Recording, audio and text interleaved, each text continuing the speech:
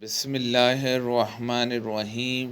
رسول اللہ صلی اللہ علیہ وسلم نے رات کے ہر حصے میں وتر پڑھی ہے اور آخر میں آپ کا وتر صبح کے قریب پہنچا۔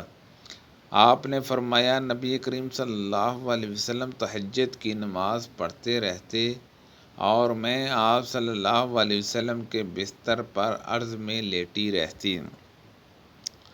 جب وتر پڑھنے لگتے تو مجھے بھی جگا دیتے اور میں بھی وتر پڑھ لیتی، اور ان سے نبی کریم صلی اللہ علیہ وسلم نے فرمایا کہ وتر رات کی تمام نمازوں کے بعد پڑھا کرو۔ میں عبداللہ بن عمر رضی اللہ عنہما کے ساتھ مکہ کے راستے میں تھا۔ سعید نے کہا کہ جب راستے میں مجھے طلوع فجر کا خطرہ ہوا تو سواری سے اتر کر میں نے وتر پڑھ لیے، اور پھر عبداللہ بن عمر رضی اللہ عنہما سے جا ملا۔ آپ نے پوچھا کہ کہاں رک گئے تھے؟ میں نے کہا کہ اب صبح کا وقت ہونے ہی والا تھا، اس لیے میں سواری سے اتر کر وتر پڑھنے لگا۔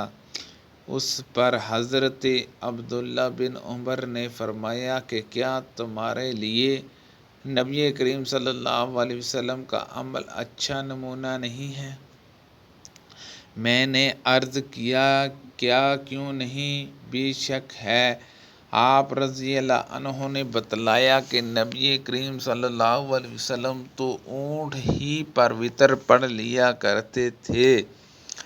نبی کریم صلی اللہ علیہ وسلم سفر میں اپنی سواری ہی پر رات کی نماز اشاروں سے پڑھ لیتے تھے، خواہ سواری کا رخ کس طرف ہو جاتا، آپ صلی اللہ علیہ وسلم اشاروں سے پڑھتے رہتے، مگر فرض اس طرح نہیں پڑھتے تھے، اور وتر اپنی اونٹنی پر پڑھ لیتے۔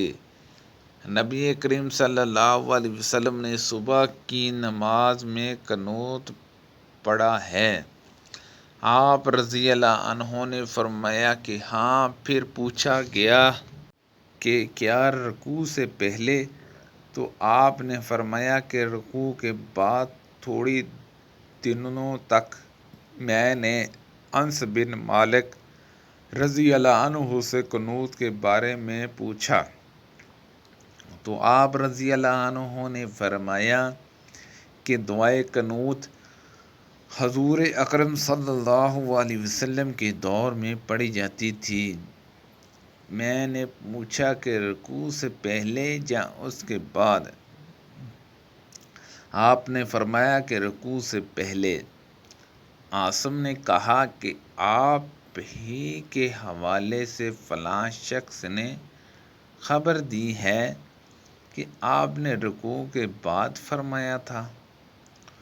اس کا جواب حضرت انس نے یہ دیا کہ انہوں نے غلط سمجھا، رسول اللہ صلی اللہ علیہ وسلم نے رکوع کے بعد صرف 1 مہینہ دعائے قنوت پڑھی تھی۔ ہوا یہ تھا کہ آپ صلی اللہ علیہ وسلم نے صحابہ رضی اللہ عنہما میں سے 70 قاریوں کے قریب مشکروں کی ایک قوم بنی عامر کی طرف سے ان کو تعلیم دینے کے لیے بھیجے تھے۔ یہ لوگ ان کے سوا تھے جن پر آپ نے بددعا کی تھی۔ ان میں اور ان حضرت صلی اللہ علیہ وسلم کے درمیان عہد تھا، لیکن انہوں نے عہد شکنی کی اور قاریوں کو مار ڈالا۔ تو ان حضرت صلی اللہ علیہ وسلم 1 مہینے تک رکوع کے بعد قنوت پڑھتے رہے اور ان پر بددعا کرتے رہے۔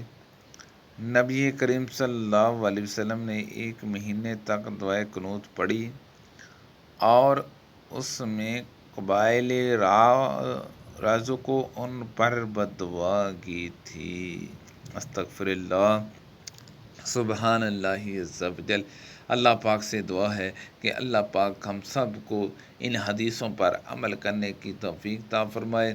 اللہ پاک ہم سب کو نماز تہجد اور تمام نمازیں پڑھنے کی توفیق عطا فرمائے، آمین بجاہ النبی الامین صلی اللہ علیہ وسلم۔